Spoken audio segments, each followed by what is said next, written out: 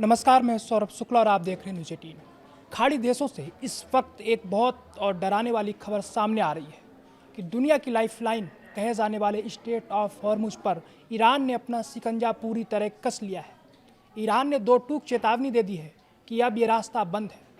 खबरें आ रही हैं कि समंदर के सबसे संवेदनशील रास्ते से कई एलएनजी टैंकरों को मजबूरी में वापस लौटना पड़ा है।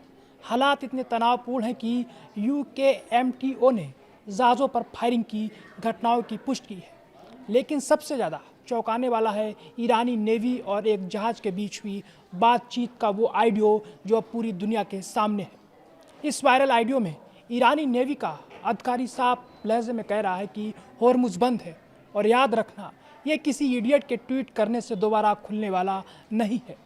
हॉर्मुज जल डमरूमद को लेकर ईरान और अमेरिका के बीच तनाव पूरी दुनिया देखने लगी है।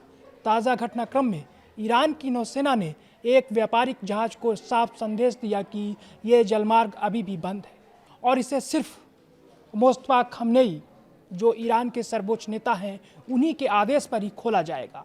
जहाज और ईरानी नेवी की बीच बातचीत का ऑडियो सामने आया है। जहाज के साथ हुई बातचीत में ईरानी नौसेना ने कहा कि जल डमरूमद किसी इडियट के ट्वीट से नहीं बल्कि खमेनी के आदेश से खुलेगा। ब्लूमबर्ग की रिपोर्ट के मुताबिक कतर से लोडिंग के बाद फारस की खाड़ी में फंसे कम से कम 5 एलएनजी जहाज या तो धीमे हो गए हैं या फिर हॉर्मुज के पास से वापस लौट गए। रिपोर्ट में यह भी कहा गया है कि ईरानी अधिकारियों ने जहाज़ों को चेतावनी दी कि ये रास्ता बंद है। ये मामला शनिवार का ही है जब 2 भारतीय जहाज़ों को निशाना बनाया गया था। इससे पहले ईरान के विदेश मंत्री सैयद अब्बास अराक्ची ने शुक्रवार को कहा था कि हॉर्मुज जल डमरूमद पूरी तरह खुला है। लेकिन कुछ ही घंटों में सैन्य कमान ने इस बयान को पलट दिया और कहा कि अब यह मार्ग सख्त सैन्य नियंत्रण में है। हालांकि ट्रंप ने भी पोस्ट कर हॉर्मुज के खुलने की बात कही थी। यूनाइटेड किंगडम समुद्री व्यापार संचालन के अनुसार ईरान के IRGC ने एक टैंकर पर फायरिंग की जबकि एक अन्य जहाज को भी नुकसान पहुंचा। इस घटना को भारत ने भी गंभीरता से लिया है।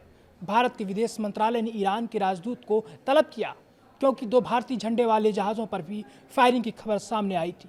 ईरान के सर्वोच्च राष्ट्रीय सुरक्षा परिषद ने साफ कर दिया है कि जब तक अमेरिका की नौसैनिक नाकेबंदी जारी रहेगी तब तक हॉर्मुज जल डमरूमद पूरी तरह नहीं खोला जाएगा। परिषद के मुताबिक जहाज़ों की आवाजाही अब ईरान की अनुमति तय रास्तों और शुल्क के आधार पर ही होगी।